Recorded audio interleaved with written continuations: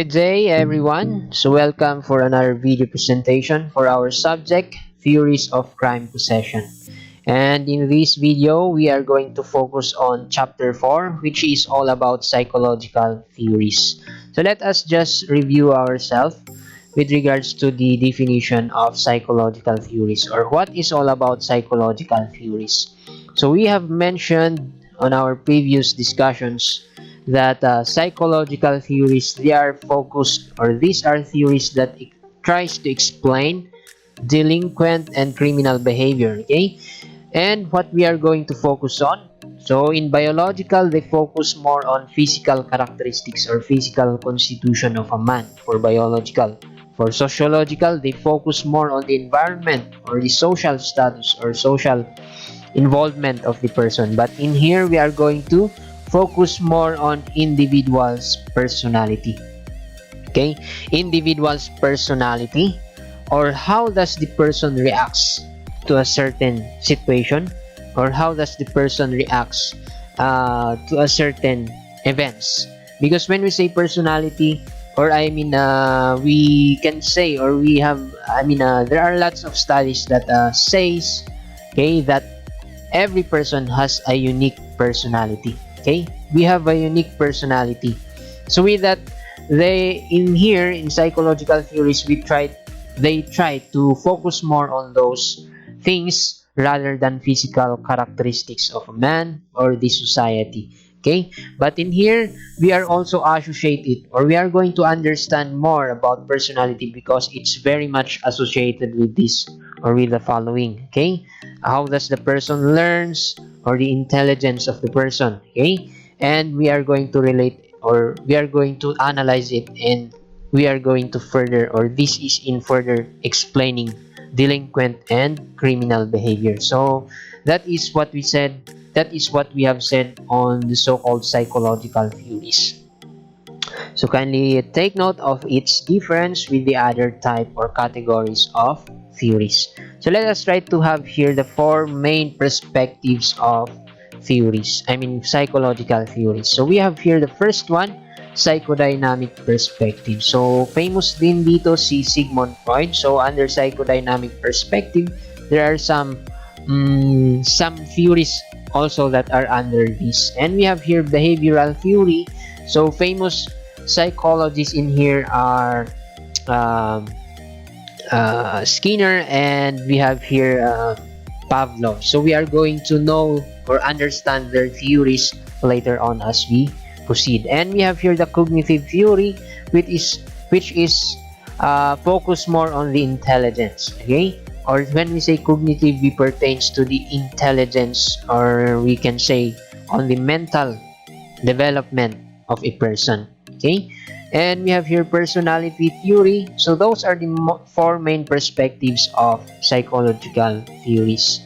So let us try to have here psychodynamic theory first. So it was said here that psychodynamic theories, they are more focused, okay, or they emphasize the importance of drives and other forces. Okay, what do we say again when we say, or what do we pertains when we say drives? Okay, so we usually pertain to those innate drives that we have. Okay, when we say innate, okay, yan ay inborn. Okay, just or hindi natin to kailangang matutunan in order for us to possess this. Okay, just like na lang our drives, let's say our drives when it comes to our needs. Okay, just like our drives to satisfy our needs. Okay, just like kapag ikaw ay nauuhaw, okay, tayo ay nauuhaw, then we have the instinct. Okay, we have that drive, or our body, okay, motivates us to look for water for us to drink. Okay, just like sa food then. Okay, kapag nagugutom tayo, okay, the feel of hunger. Okay, so we often, or that feeling, okay, that feeling motivates us to do something, or to do an action in order for us to satisfy those drives, okay, sex drives, and others. Okay, so those are some of the innate drives that we possess actually. Okay, and then it originates. This psychodynamic theory, it originates from Sigmund Freud's psychoanalytical theories, which will be discussed further as we move on in this lesson. Okay, and we have here, so as it was emphasized here, okay, during those previous times, they focus more on the study of Sigmund Freud on what we so called as the ego and superego. But nowadays, that is not being considered, or that is not being focused more, especially in the study of human behavior or in the study of medicines and others. So as of now, sometimes we relate it. Okay, but anyway, yung theory naman ni Sigmund Freud, may sense naman talaga yan. It has a lot of, or it is a pioneering study, okay, that leads to what we have nowadays, in order, or that makes us understand more all about human behavior. Okay, so anyway, just take note here in psychodynamic theories, they are more focused on the so-called drives and other forces in human functioning. It's like what we have mentioned a while ago. Okay, and we have here the 5 propositions that generally encompass 21st century psychodynamic thinking. So it was proposed by the psychologist named Drew Weston. So we have here the first one, okay?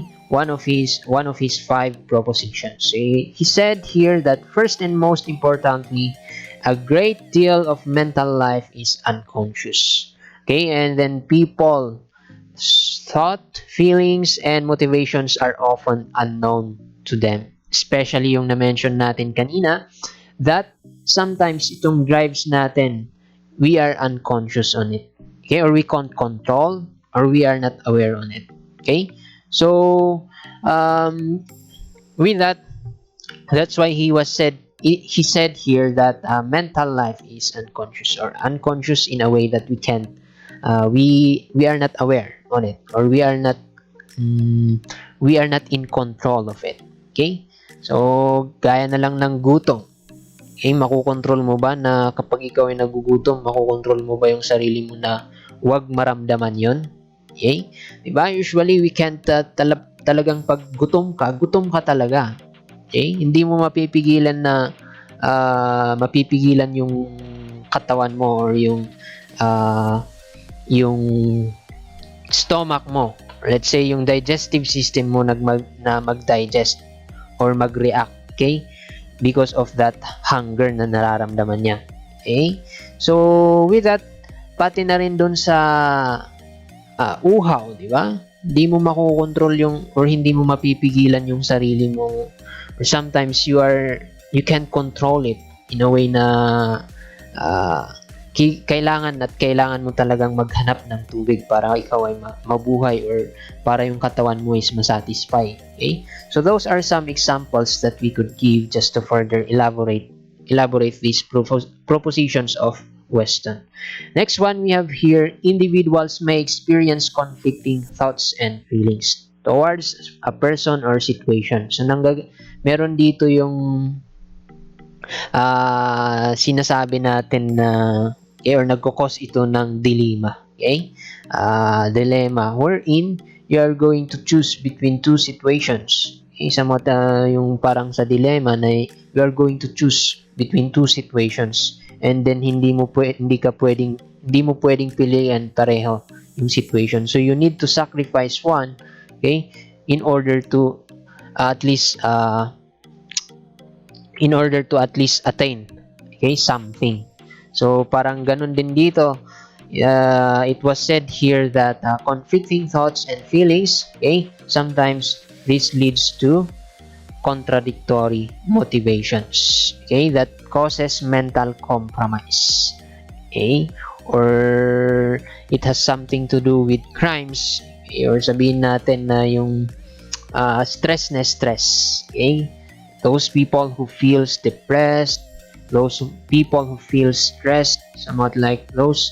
Okay, so yung usually kapag ikaw ay depressed, okay, so nawawalan ka ng ganang mabuhay, nawawalan ka ng gana sa sarili mo, sometimes you can be a prone victim, okay, or you can be a suitable target for someone, okay, or for to be a victim of crime. Okay, and sometimes kapag ikaw naman ay stress, maybe that stress feeling, sometimes yung iba, just to overcome yung stress nila, or kung hindi man nila ma-manage yung stress nila, sometimes it could leads to criminal behavior or criminality for other people. But we are not saying that almost all or all people are like those, okay, or that is their way on how they are going to deal with stress. Okay, so we have here number 3. It was mentioned here that personality begins to form in early childhood, which is true. Okay, so we can easily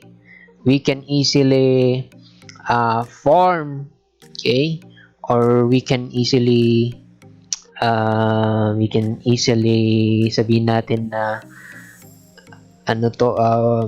parang ma-influensyan, okay, we can easily influence an attitude of a child, okay, so that's why it was said here, or it's true that really that personality begins to form in childhood, early childhood. Mas madali nating mabago ang ugali ng bata, okay, kung nakikita natin na mali yung ginagawa niya and then pinagalitan natin, di ba? So, sometimes hindi niya uulitin, or result nun, hindi niya uulitin yung ginagawa niya na yun na mali. Okay, yung behavior na ginagawa niya na hindi tama. So, hindi tendency kapag pinanish natin, hindi niya uulitin. So, mas madali nating ma-influence. Unlike kapag siya ay naging adult na, mahirap nang baguhin yung nakasanayan niya na ugali or nakasanayan niya na behavior. Okay, so it's really best that we should influence, or we should emphasize good behaviors sa mga bata, or as early as their childhood. Okay, because as they grow up, we can't easily influence, or we can't easily change their behaviors already. Next, we have here people's social interactions are impacted by their mental understanding of themselves, other people, and relationships. Sometimes it affects really the way we see ourselves. So kung mababaw yung tingin natin sa sarili natin, sometimes we separate from other people. Hindi ako nababagay sa grupo nila. Masyado silang magagaling. Ako ang bobo-bobo ko. Mga ganun na mentality. So sometimes our social interactions with other people, it was being affected, okay, by the way how we see ourselves, and not only how we see ourselves, by the look or by the way other people look at us, okay, or look at or define us. Kung hindi maganda yung tingin nila sa atin, sometimes we are not welcome, or we don't feel comfortable to be part of the group. Okay, and with that is those are some examples that we can have here in number 4. And number 5, personality development includes learning. Okay, includes learning to regulate sexual and aggressive drives, okay, as well as growing from a socially dependent to an interdependent state. So personality, or the way we react to something, or the way we behave ourselves, that is being also developed by the way, developed in a way or by learning. Just emphasize in here, by learning. So we can change, or we have different personalities, as we have said a while ago. So with that personality, sinasabi nila mahirap baguhin. Okay? Kapag yan ay nakasanayan mo na talaga na ugali, okay, or na behavior or personality, that is your personality. Sabi nila mahirap baguhin, but actually that can be changed, as some people also argued. So personality, we can change it in a way na mas mapabuti natin. That's why it was said here in this proposition of Drew Weston, personality development includes learning. So we can change it, okay, by learning. Maybe one way in order for us to learn is by experience. Experience. So the experience by the life experiences of that person that can affect his personality, or that can contribute in the change of his, or in changing his personality. So those are the five propositions of Drew Weston with regards to psychodynamic theory. This, or that, encompasses 21st century. And then we have here the next one, as we have mentioned, the one of the four main frames, or four main concerns of psychological. We have here the behavioral theory. So we have here in behavioral theory, it is said, or it maintains, that all human behavior, okay, including violent behavior, is learned through interaction naman. Learned through interaction with the social environment.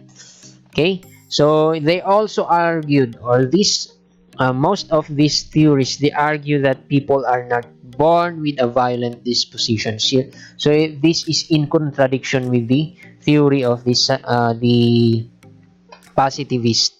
Okay, and they learn to think and act violently as a result of their day-to-day experiences. So as we have mentioned a while ago, social interaction, okay, learn through interaction with different people, okay, interaction with different people, and with that included na yung day-to-day experience. So let's say in your family, okay, araw-araw ang kasama mo is parents, okay, parents mo, and then mga kapatid mo.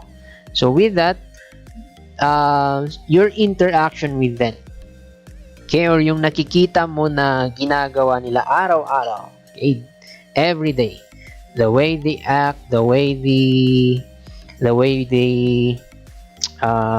let's say move, or the way they do actions, maybe the way they talk, halos lahat, you can learn, or you can adapt it, okay, as maybe the longer you are exposed, or the longer you are interacting with them, the more that you can adapt, or the more that it can affect your behavior also. Okay, so that is the one that is being emphasized by the behavioral theory. Just take note of this. It is learned, all behavior, okay, all human behavior, they are learned through interaction with the social environment. Okay, so that is for the behavioral theory. And take note also of this famous personality. Okay, this was written in the book of Albert Bandura, 1977. So we are going.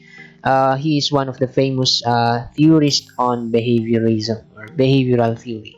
So let us try to have here also these three. Okay, so these are the most common the most common, okay, things, or group, okay, in the society that we are interacting with. Okay, just like na lang observing friends or family, or our friends or family. So by observing our friends and our family, we can learn, or we can adapt. Okay, we can adapt their actions, okay, the way they respond, the way they react, and almost everything that they have, or their attitude. So with that, in behavioral theory, they believe with that, okay, we can, by observing or by learning, okay, the actions of others, we can adapt it. Another one, not only by our family, or not only from our friends or family, but also, okay, observing the glorification of violence in the media. In other words, mga social media ngayon, okay, Facebook, okay, movies, pictures, and others. Okay, and then we have here behavior of their neighbors. So this was also supported by the study of Bartol in 2002. Okay, so another one here, behavioral theories have argued that the following four factors help produce violence. So these are the most common reasons, or most common factors that contributes on what we so called as having or possessing violent behavior. So number one, they say that stressful event or stimulus. Okay, katulad na lang ng ito. Threat, okay, challenge or assault that heightens arousal. Okay? So, ikaw ay stress na sa trabaho and then pag uwi mo pa, okay, puro problema ang nadaratnan mo. Sometimes that causes you to become violent. So, inaaway mo na or binubugbog mo na yung asawa mo or naghahanap ka ng okay, or yung tinatawag nila na displacement. So, parang binubuhos mo yung stress mo sa kanila or binubuhos mo yung stress mo dun sa properties ninyo and others. Another one, they have here yung sinabi nila na challenge, a threat or challenge. So, inahamon ka ng ibang tao. Okay, that could cause you to become violent. So, palagi ka na lang na pinagbabantaan. Sometimes that produces you to become or that makes you or the response in a violent way. And then we have here aggressive skills or techniques. They say that it is learned through by observing others. Okay? So this can produce violence. Okay? Yung mga nakikita mong gantong ginagawa ng ibang tao, aggressive skills and techniques. Now observe mo sometimes you learned it. Okay, as you learned it, sometimes you applied it, so that causes or that can produce violence also, or that can contribute on it. And we have here number 3, a belief that aggression or violence will be socially rewarded. Okay, so especially sa mga bata, okay, yung mga matatanda, binibigyan ng pera or pinupuri lagi yung bata kapag may binubugbog na classmates or binubuli niya yung classmates niya. So with that, it can further develop or it can further contribute on being violent or on being on having that kind or on that kid, for that kid to be more violent. Okay, kasi akala niya maganda yung ginagawa niya or nagugustuhan niya kasi pinupuri siya ng ibang tao. There is praise from other people. So with that could contribute more on being violent of that kid. Okay, so with that, we have here number 4, okay, a value system that condones violent acts within certain social contexts, okay, or some systems, or let's say batas natin, okay, or some rules that allows or tolerate yung violent behaviors, okay, or violent acts. So katulad na lang sa ibang sekta or sa ibang let's say sa ibang cultures that they allow, okay, or they say that killing another person from different tribe or from different race is okay, or it is being tolerated. Okay, or let's say killing a person from other religion, okay, they say that it is okay or that it is being tolerated by their system or by their belief. So that is one factor that can produce more violence. So that is not good. Okay, so those are the four factors that was introduced here that causes or commonly contribute to or in producing violence. So we have here also the behavioral learning theory under behaviorism or under behavioral theory. So we have here behavioral learning theory. So common dito sila Ivan. Okay, Ivan Petrovich Pavlov. So he was popular dun sa experiment or theory niya on classical conditioning. Take note also, si Borges Frederick Skinner naman, he is popular in his study on or theory on operant conditioning. Okay, so let us try to discuss the difference of these two. Okay, kasi meron yung operant conditioning ni B.F. Skinner, meron din tong classical conditioning ni Ivan Pavlov. So let us try to discuss these two. So let us first have here classical conditioning. So take notes, kanino to? So kay Ivan Pavlov ito. This study. So he famous dito sa study niya. Okay, hindi tao yung ginamit niya in his experiment but a dog. Okay, ginamit niya is aso. Okay, in his experiment. So let's try to have here his the summary of his study or his experiment. So how dog training works. Okay, so paano ba niya in-explain yung classical conditioning theory niya? So we have here a picture, the first picture. Okay, so this is the situation before conditioning, or before he was able to train, or before he was able to introduce new behavior or new character to the animal or to that dog. Okay, so we have here the first part. Okay, before conditioning, he used here, okay, gumamit siya ng dog food. Okay, food, and then we have here the dog. Okay, so anong nangyari since there is no conditioning yet, okay, before conditioning, so we have here also the terminology na ginamit niya. So he termed the food in here as the unconditioned stimulus. Okay, since it is before conditioning, that's why he called it first as unconditioned stimulus. And then look at this dog.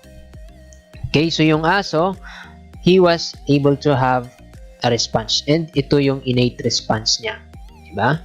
Okay, or it is the instinctive response na meron yung aso. So kapag nakakakita ng pagkain ng isang aso, okay, katulad na lang sa atin, nakakakita tayo ng masasarap na pagkain, sometimes we salivate, diba? So katulad din dito sa aso, okay, he responded kay salivation. So anyway, that he termed it as unconditioned response. Kasi nga, still on the process, or it's still on the first process before conditioning. So this is the normal response of the dog. Okay? Pag nakakakita siya ng pagkain. So this time, he tried to train the dog, okay, by having this step, by proceeding on the next step. Okay? So meron tayo dito, still before conditioning. So, tingnan nyo yung pagkakaiba. So, meron tayo yung bell dito. Okay, gumamit siya ng bell. So, niriring na yan. And then, he called it as neutral stimulus. Bakit neutral? Okay, because it doesn't created a response dun sa aso. Tingnan nyo, walang response. Okay, no salivation. That's why he called it as a neutral stimulus and no condition. This is still no conditioned response. So, hindi pa na-trained or hindi pa na-introduce ang bagong response or bagong character or bagong let's say behavior dun sa aso. Okay? So now let's proceed to the third step na ginawa ni Ivan Pavlov. So on the third step, this time he already started to condition the dog or introduce new learning, okay, or new characters sa aso. So this time ginamit niya or nilabas niya yung bell, which is the neutral stimulus kanina, and then yung unconditioned stimulus kanina, the food. Okay, and then pinagsabay niya as he ring the bell, and then pinapakita sa aso yung pagkain. This time the dog have a response already, created the response, salivation. Okay? Still, it is unconditioned response. Okay? Kasi nandito naman, pinapakita pa niya yung pagkain. That's why automatic, di ba? Pag nakikita niya yung pagkain, yun yung nagka-create ng response or itong innate response niya, salivation. However, this time, he tried to, paulit-ulit niyang ginawa to, okay, this process. So, not only once. This time, after conditioning already on number 4. So, ganun lagi yung ginagawa. Okay, every time na nire-ring niya yung bell, nandun yung pagkain. But now, he tried to remove the food. Okay? Tinanggal niya yung pagkain, and then meron na lang is yung bell. Okay, so this time, the bell became already a conditioned stimulus. Kasi even though na hindi niya pinapakita yung pagkain, the bell created a response already dun sa aso. So, every time na nire-ring niya yung bell ulit, kasi nasanay na yung aso, na-condition na siya. So, with that, every time na nire-ring niya yung bell, nagsasalivate yung aso. Okay? That's the time, or that is the time that he called it, or he termed it already as a conditioned response. Kasi it was already introduced to this dog a new behavior or a new response or a new learning. Okay? So, that is the way on how he presented yung classical conditioning niya. Okay? Yan yung tinawag ni Pavlov as classical conditioning, which sometimes some study or some researchers or let's say famous personality who further studied also, they try to relate it or they try to differentiate it with human also or conditioning with regards to humans. So anyway, this is the so-called classical conditioning of Ivan Pavlov. So take note of those. And then ito naman yung operant conditioning ni Burrhus Skinner. Okay? So paano niya naman in-explain yung operant conditioning niya? Okay, so for Burrhus Skinner, ang ginawa naman niya is ito. He created a box, okay, or a cage para sa isang daga. So his subject is a rat. So with that, yung daga, syempre, as nakakulong dyan ng matagal, magugutom yan, syempre. So anyway, dun sa box niya, meron siyang design. So meron siya dito, nilagay na pagkain, merong pagkain or labasan ng pagkain.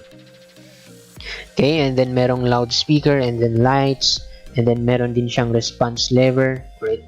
And then meron yung food dispenser, and then we have here electrified grid. Okay, in here. So, somewhat dito sa electrified grid, ang parang pinapakita dito or parang in-emphasize kung i-relate natin in the study of humans, okay, or in the study of analyzing behavior. Kung makikita itong electrified grid, parang it symbolizes punishment. Okay? Symbolizes punishment. So with that, hindi kapag naranasan or na-experience mo na tinouch ng daga yan or na-experience ng daga na masagi yung electrified grid na yan, makakaramdam siya ng pain. So that's why sometimes that's why the reason na hindi niya na siguro pupuntan or hindi niya ulit sasagihin yung electrified grid na yon. So parang ganun yung sinisimbolize or parang ito yung nagsisimbolize ng pain or punishment. However, dito naman kapag pinrest niya ito, okay? Kapag pinrest niya naman itong lever, okay? That's the time, okay? That's the time merong lalabas, okay, na pagkain, okay, dito sa food dispenser. So with that, as he continues, nakita niya as he continues on his experiment, nakita niya na nung accidentally na push ng rat yung lever, merong lumabas na pagkain, and then paulit-ulit na nangyari hanggang sa gustong-gusto niya nang pinipress yung lever paulit-ulit. So this symbolizes naman yung reward. Okay? So the more na maganda or merong reward or maganda yung nagiging consequence ng action, okay, na paulit-ulit na basta pinipress niya, okay, yun ay naglalabas ng pagkain. So nakaka-satisfy dun sa kanyang need. So that's why somewhat reflects or emphasize yung tinatawag natin na reward. Okay? So, ganun ganito niya pinresent yung operant conditioning naman niya through the use of his experiment or through having his experiments of rats using his design of box. Okay? So, yan yung operant conditioning ni Burrhus Skinner, and he tried to really some famous personality also in the study of human behavior, they tried to relate it in their study of kids, okay, or young. Kasi katulad sa bata, di ba, meron yung, let's say, sa punishment, okay, binigyan natin ng punishment yung bata. So, most of the time, kapag meron siyang ginawang action and then pinanish natin sila, hindi nila inuulit yung ginagawa nila. Unlike sa kapag binigyan natin ng reward, sabihin natin, pinaghugas natin ng plato, and then yun, binigyan natin ng pera, dinagdagan yung allowance, that is a form of reward. So, paulit-ulit na ginagawa nila na every time na matapos kayong kumain, okay, sila yung naghugas ng plato. So, mga basic na, na way, okay, that explains operant conditioning of Burrhus Skinner. So, as to criminal behavior, okay, we can say na the more na sa punishment, okay, the more siguro na we don't tolerate or we give punishment, okay, doon sa mga nagva-violate, those people who committed crimes, then the tendency, the more siguro na hindi sila uulit, okay, or meron, or may re-relate natin sa deterrent theory. So unlike sa kapag binibigyan natin ng reward, okay, hindi iiwas sila, okay, or iiwas sila on having or in possessing or in being involved sa criminality or in possessing criminal behavior. So those are the difference between the two, okay. So this time, let us proceed to psychoanalytical and psychosexual theory of Sigmund Freud. So Sigmund Freud, he is the one of the famous psychologists that we all know also. So we have here Sigmund Freud. So meron tayo dito, it says here psychological maintains that, psychoanalytical, okay, maintains that. So it summarizes yung study or yung findings ni Sigmund Freud sa kanyang psychoanalytical theory. So we have here number 1. So he said that criminal behavior is a form of neurosis. So what is neurosis, by the way? So when we say neurosis, it is a disorder involving obsessive thoughts and anxiety. Okay? So sometimes when we experience this, okay, we experience these things, obsessive thoughts, masyado tayong maraming iniisip. It causes us to be stressed. Okay? Or sometimes itong anxiety or excessive fear of something or excessive fear, okay, sometimes it causes or it was emphasized here under psychoanalytical ni Sigmund Freud. He said that it can contribute, okay, or he said it is a form, okay, or it contributes to criminality or it contributes to criminal behavior. And he said also, or he defined in his here, he defined also here, or he described here in his psychoanalytical that criminal behavior, okay, criminal behavior is a form of neurosis or a disorder involving obsessive thoughts or anxiety. And then another one here, crime is the result of compulsive need, okay, for punishment to alleviate guilt and anxiety. Okay, so anyway, we can relate this one in the study of, or in the theory also of classical school of criminology. And the next one we have here, criminal behavior. So by the way, in number 2 also we can relate it to revenge or crime because of revenge, okay, or crime because of conflicts. And we have here number 3, criminal behavior is a means of obtaining gratification of need. So that was also supported by this psychoanalytical theory of Sigmund Freud. So yung nasabi natin sa psychodynamic theories kanina. Okay? Means of obtaining gratifications of need, such as hunger, okay? Need of food. So wala tayong pera, that's why we choose to become a criminal or to steal some from other people. So that is an act, or that is a criminal behavior.